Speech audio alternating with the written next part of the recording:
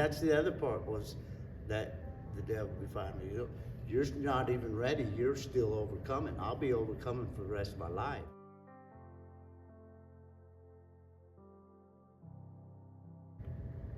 Hello, my name is Michael Anthony Martinez Sr. I'm 49 years old. There was no joy in my life. There was no peace in my life. My head was loud throughout my whole life. It was loud. You know, my family broke up when I was young, 8 years old. And my whole family broke up. Everybody went their own direction. It was kind of out of control. I went through something with my mother that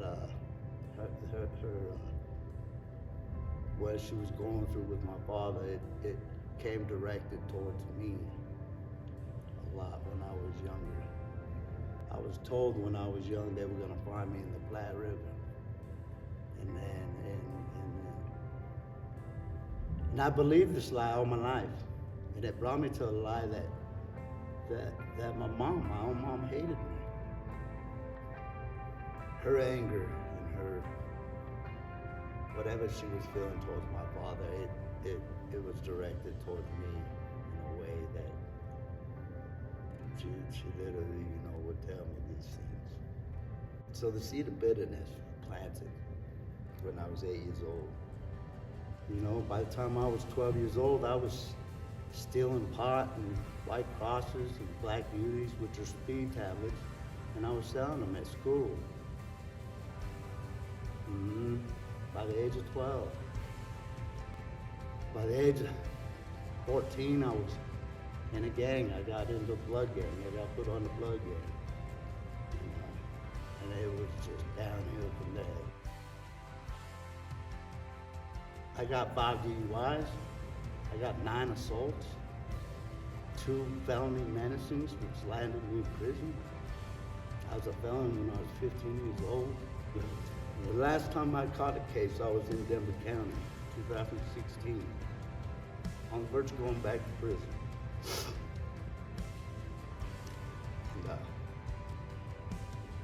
And my mama passed away.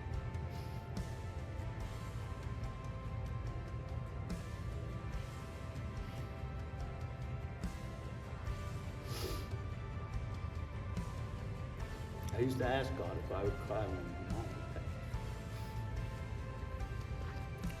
And I ain't stopped crying, I tell you what.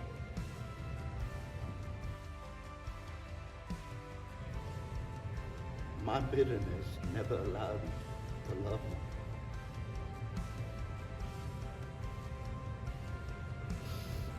The way I truly wanted to.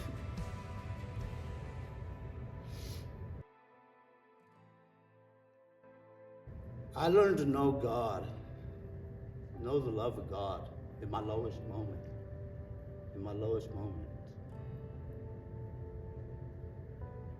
And He would lift me up.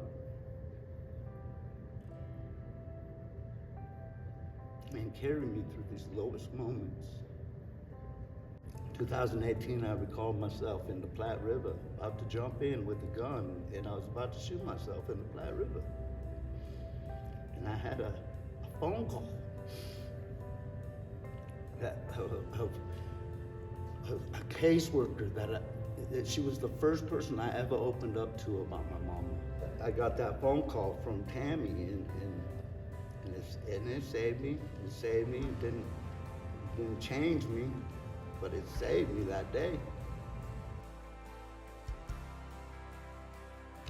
I recalled demons laughing at me. In my living room, I had blankets over my windows. I had a needle in my arm. I had a rope around my neck and a sex ring hanging from my ceiling. And I came to my knees. And I begged God, please. I remember telling my cousin Justin, because they were scared. They seen what I was going through. And I remember telling Justin, I'm gonna pray.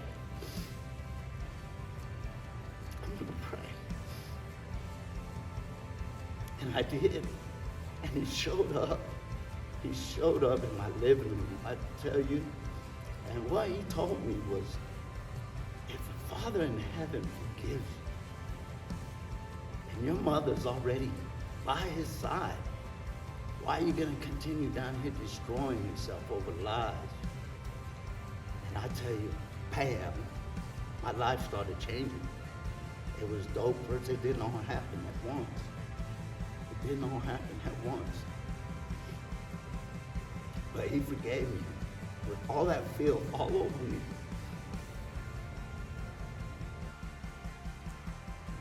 So he took me to Louisiana. I healed. I forgave my mama, and I put her ashes in the water down there, man. And God showed me truth and everything, and receiving him. I mean, in a big, big way. And he's filled me with a joy that, I mean, I'll be ministering to people and I'll just be wanting to dance, and they'd be like, man, your energy makes me want to dance. I have 4 boys that were born of me. The first boy was Mikey Martinez Jr. He was born in '95.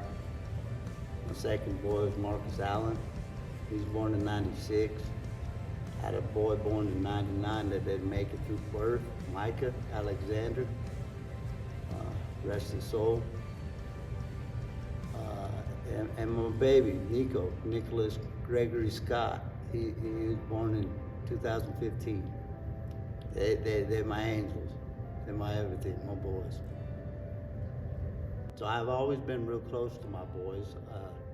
I was involved in raising with them as much as I could have been. I was gone most of the time, being locked up in county jails and prisons when my first boys were growing up. And I'm blessed by God to have another chance with my baby Nico. He's my angel. He's my angel. We're close. We're really close. And he sees me differently than his brothers got to see me. And I'm so blessed for it.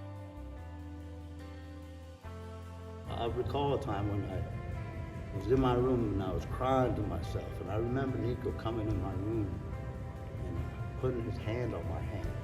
And he started crying with me. And I'll tell you that, I mean, if that don't bring you to your knees, I don't know what will, you know? And it truly did. Whew, powerful.